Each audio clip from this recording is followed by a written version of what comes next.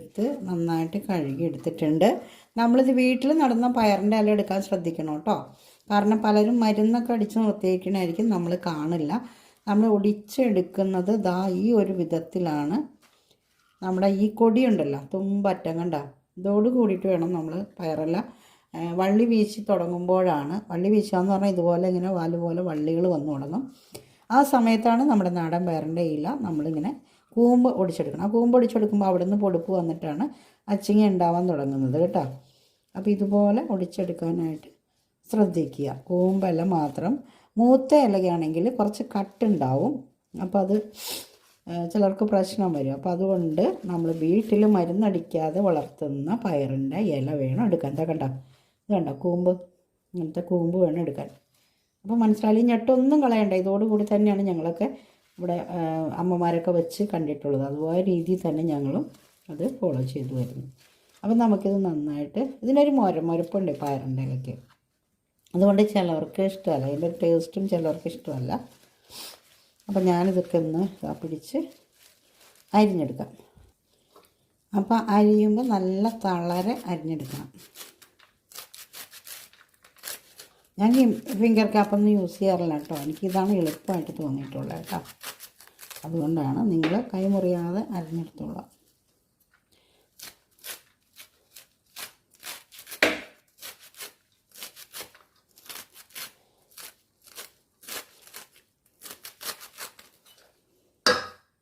അപ്പോൾ നമ്മുടെ പയറിൻ്റെ ഇല മുഴുവനും ഇതവിടെ അരിഞ്ഞെടുത്തിട്ടുണ്ട്.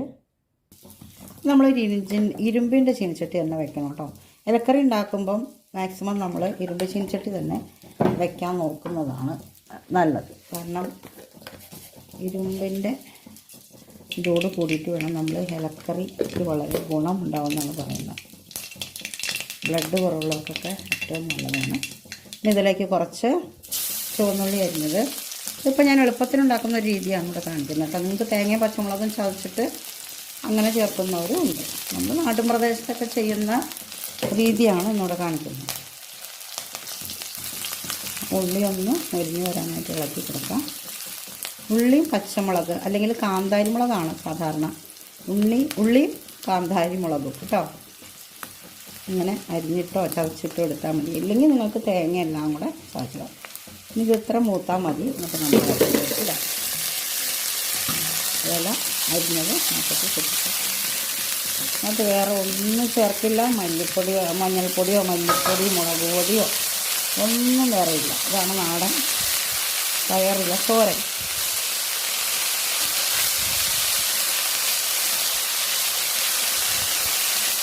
ഈ ഇലയ്ക്ക് ഇത്ര വേവുണ്ട്. ഇത് ഞാൻ പറഞ്ഞില്ല, കൂമ്പാണെങ്കിലാണ് അത് ഒരു ചെറിയ മഴ ഉണ്ടാവുള്ളൂ, അല്ലെങ്കിൽ മരുമരാന്നിരിക്കും ഇതിൻ്റെ തോരൻ. അപ്പോൾ അത് ശ്രദ്ധിച്ചോളുക. പക്ഷെ നമുക്ക് ആവശ്യമുള്ള ഉപ്പ് ഇങ്ങനെ മഴച്ചാറ്റിൽ പോലെ ഇങ്ങനെ ഇട്ട് കൊടുക്കാം. മഴച്ചാറ്റിൽ ഇത്തിരി കൂടിപ്പോയെന്നൊരു സംശയമുണ്ട്. നോക്കട്ടെ. പ്രശ്നമില്ല. ഇനി അഥവാ കൂടിപ്പോയാൽ നിങ്ങളങ്ങ് കണ്ടില്ല എന്നങ്ങോട്ട് വയ്ക്കുക കേട്ടോ. ഇതിന് വേവുണ്ട്. നന്നായിട്ട് ചെറിയ തീയിൽ അടച്ചു വയ്ക്കണം. സാധാരണ ചീര പെട്ടെന്ന് വേവും, ഇതങ്ങനെയല്ല, കുറച്ച് വേവുണ്ട്. ചെറിയ തീയിൽ ഇങ്ങനെ അങ്ങ് അടച്ച് വെച്ചേക്കുക. അപ്പോൾ നമ്മളിതാ ഇല വാടി വന്നിട്ടുണ്ട്. അതിൻ്റെ ആ ഞെട്ടൊക്കെ ഒന്ന് വെന്തോന്ന് നോക്കിയാൽ മതി. ഞെട്ട് വെന്തിട്ടുണ്ടെങ്കിൽ വെന്തിട്ടുണ്ട്. അപ്പോൾ ചെറിയ തീയിൽ വേണം കേട്ടോ മൂടി വയ്ക്കാനായിട്ട്. ഒത്തിരി തീ കൂട്ടിയിട്ടിട്ട് ഇതാകരുത്. ഇത് വേണമെങ്കിൽ കുറച്ചും കൂടെ നമുക്ക് വെള്ളം വലിച്ചെടുക്കാം. വെള്ളം വലിയാനായിട്ട് കുറച്ച് നേരം കൂടെ നമുക്ക് വയ്ക്കാം.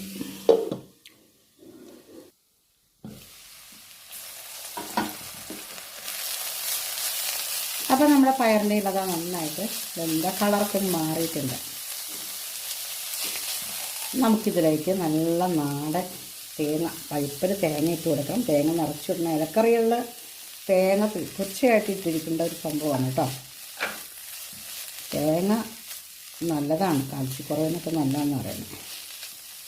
അപ്പോൾ കണ്ട എന്ത് സിമ്പിളായിട്ടാണ് നമ്മൾ തോരൻ വെച്ചത് നോക്കൂ. പയറിലെ തോരൻ അല്ലെങ്കിൽ തേങ്ങയും മുളകും പച്ചമുളകും 2 ഉള്ളിയൊക്കെ കൂടെ ചതച്ച് എടുത്താലും തോരനാവും. ഇത് നമ്മൾ എളുപ്പം ചെയ്യുന്നൊരു പണി. പയറിലേക്ക് ഒരു പ്രത്യേക രുചിയാണ്.